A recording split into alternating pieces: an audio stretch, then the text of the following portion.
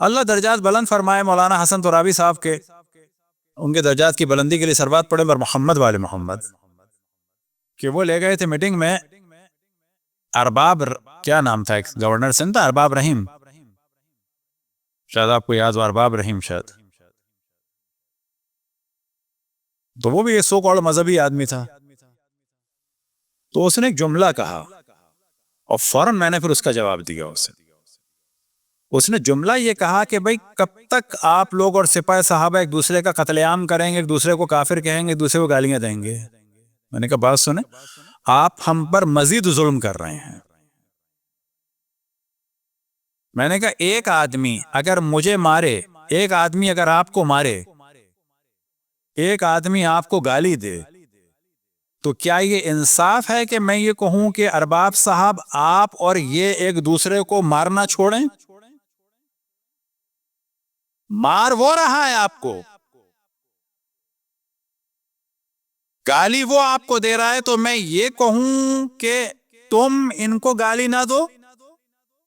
یہ صحیح بات ہے یا یہ صحیح بات ہے کہ ارباب صاحب اور آپ ایک دوسرے کو گالی دینا چھوڑ دیں؟ یعنی گالی یہ آپ کو دے رہا ہے لیکن گالی کی نسبت میں ارباب صاحب کو دے دوں، یہ جائز ہے؟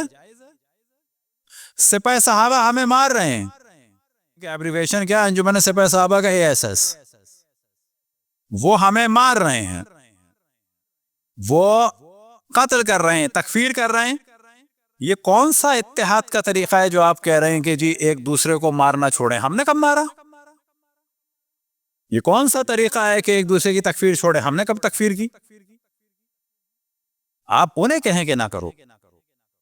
اب ہمارے ایک موضوع آ جاتا ہے، اس کو بیان کرنا یوں ضروری ہے. جی مولا امیر المومنین نے فرمایا انی اکرہ لکم ان تکونوا سبابین، خطبہ نمبر ظاہراً 206 میں، کہ مجھے پسند نہیں ہے کہ تم گالی دینے والے بنو. ہاں اگلا بھی جملہ بولو نا، ہمارے مولوی ملا آدھی آدھی کیوں بات کرتے ہیں؟ اگلا جملہ بھی بولو.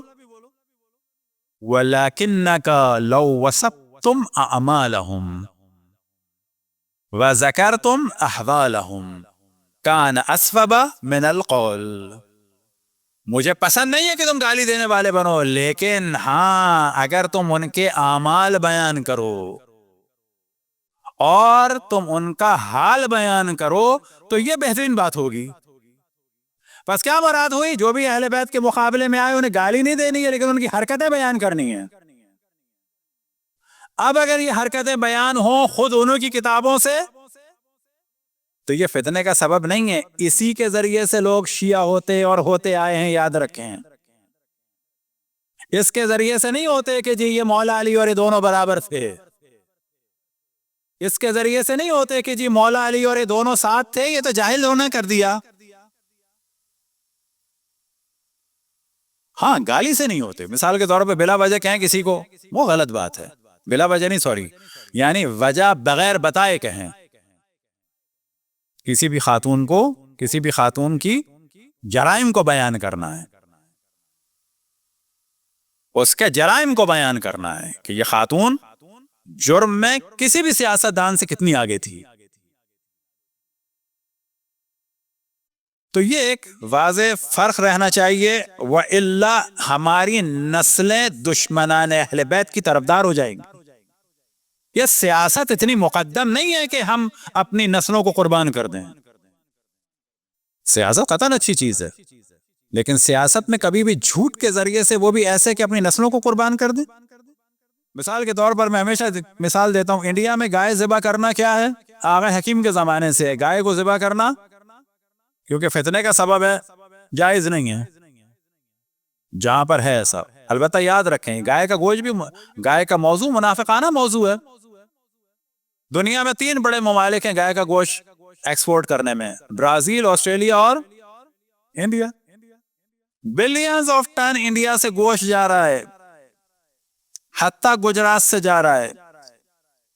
لیدر ایکسپورٹ میں نمبر 1 ممالک میں سے ایک ہے. کسی کے اوپر کوئی قانون نہیں ہے، مسلمان کے پاس سے 1 پاؤ گوشت نکلے تو اس کو مار دو. برازیل والے، آسٹریلیا والے گائے کا گوشت بیچتے ہیں، گاؤ ماتا کا نہیں بیچتے. اب اگر انڈیا میں ہم ہیں، بہتر یہ گائے کو نہ ذبح کریں، ٹھیک ہے؟ لیکن اس کے معنی یہ نہیں ہے اپنے بچوں کو یہ بتائیں کہ یہ جی ماں بھی ہے اور اس کی پوجا بھی کرو. ہم اگر کسی کو برا نہ کہیں تو الگ موضوع ہے، لیکن بچوں کو یہ نہیں بتانا ہے کہ یہ بڑے اچھے تھے. جس نے اشرف الانبیاء کو حجر و ہذیان و بکواس کی نسبت دے دی، اس کے فضائل اب ہمارے ممبروں سے بیان ہو، اس سے بڑھ کر کوئی ظلم ہو سکتا ہے؟ جو اشرف الانبیاء کے قول پر پابندی لگا دے. انبیاء کا قول کیا ہوتا ہے؟ یعنی قول خدا. اس پر پابندی لگا دے بیان کرنے پر، اس کے فضائل بیان ہوں. بس گالی دینا الگ ہے، وہ کسی کو نہیں دینی چاہیے، لیکن حقائق بیان کرنا ضروری ہے. لیکن کیسے؟ دلائل کے ساتھ، کتابوں کے حوالے دکھا کر. آپ کے علم میں ہے کہ جو اصل موضوع چل رہا ہے وہ کیا ہے؟ عزاداری. عزاداری اسی لیے ہے حقائق بیان ہوں.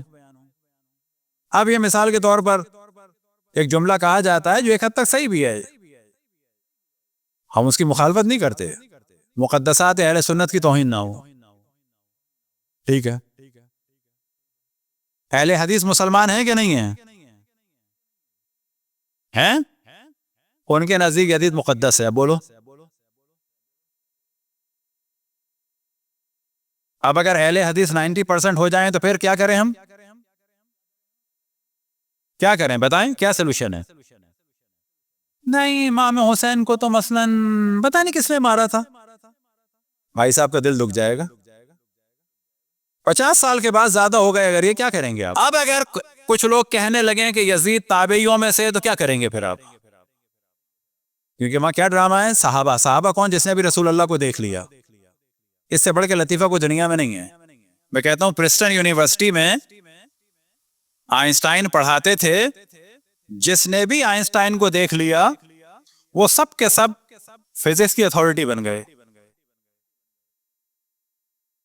یا مثال کے طور پہ آپ کے یہاں بڑے قابل آدمی تھے، مجھے بڑا شوق تھا کہ ان سے ملتے، ولیم ہاؤکنگ، ولیم اسٹیفن ہاؤکنگ. واقعاً ایک سارے لوگوں کے لیے درس تھا کہ ایک معذور آدمی بھی علمی کام کر سکتا ہے جو بول بھی نہیں سکتا. اب یہ کہا جائے جس نے بھی ان کو دیکھ لیا، نرس نے، ڈاکٹر نے، چپراسی نے، وہ سب کے سب جو ہے وہ اتھارٹی بن گئے. کیوں بن گئے؟ جی دیکھا ہے. بابا دیکھنے سے نہیں کوئی اتھارٹی بنتا. بنتا ہے کس سے اتھارٹی؟ علم لینے سے. تو یہ یاد رکھیں کہ بعض نظریات لائے گئے اہل بیت کو اسکرین سے ہٹانے کے لیے یا ان کے مقام کو کم کرنے کے لیے.